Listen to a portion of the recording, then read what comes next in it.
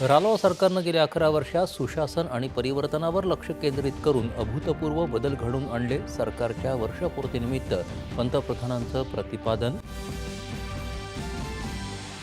सरकारची ऐतिहासिक 11 वर्ष जनसेवेसाठी संकल्प, साधना आणि समर्पणाचा सुवर्णकाळ ठरले.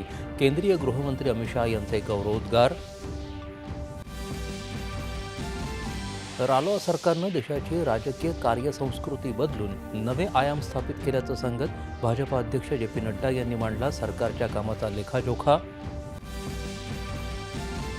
ठाण्यात दिवा आणि मुंब्रा रेल्वे स्थानकादरम्यान लोकलमधून प्रवासी खाली पडून झालेल्या दुर्घटनेत 4 जणांचा मृत्यू, 9 जखमींपैकी 2घांची प्रकृती गंभीर. रेल्वेकडून दुर्घटनेची चौकशी सुरू.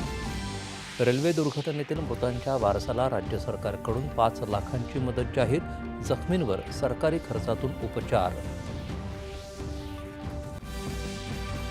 राज्यात आज तिथीनुसार 351वा शिवराज्याभिषेक दिन साजरा. शिवरायांना अभिवादन करत किल्ले रायगडासह विविध ठिकाणी कार्यक्रमांचं आयोजन. छत्रपती शिवाजी महाराज सर्किट अंतर्गत शिवरायांशी संबंधित तीर्थस्थळ यात्रेच्या भारत गौरव पर्यटन रेल्वेगाडीला मुख्यमंत्री देवेंद्र फडणवीस यांनी दाखवला हिरवा झेंडा.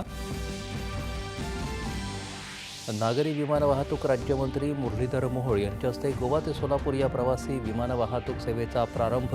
येत्या ऑगस्टपासून मुंबई ते सोलापूर विमानसेवा होणार सुरू. राज्य निवडणूक आयोगाचं राहुल गांधी यांच्या आरोपांवर उत्तर. महाराष्ट्राच्या मतदार याद्या काँग्रेसला दिल्या असून त्या संकेतस्थळावरही उपलब्ध असल्याचं स्पष्टीकरण. तैवान ॲथलेटिक्स खुल्या स्पर्धेत 12 सुवर्णांसह 16 पदकं पटकावत भारत अव्वल स्थानी. महाराष्ट्राच्या तेजस शिरसेनं 110 मीटर शर्यतीत जिंकलं सुवर्णपदक. आणि मान्सूनचा प्रवास रखडल्यामुळे 14 जूनपर्यंत पश्चिम किनारपट्टी वगळता राज्यातील विविध भागांमधील तापमानात वाढ होण्याचा अंदाज. शेतकऱ्यांनी पेरणीची घाई करू नये, सरकारचं आवाहन.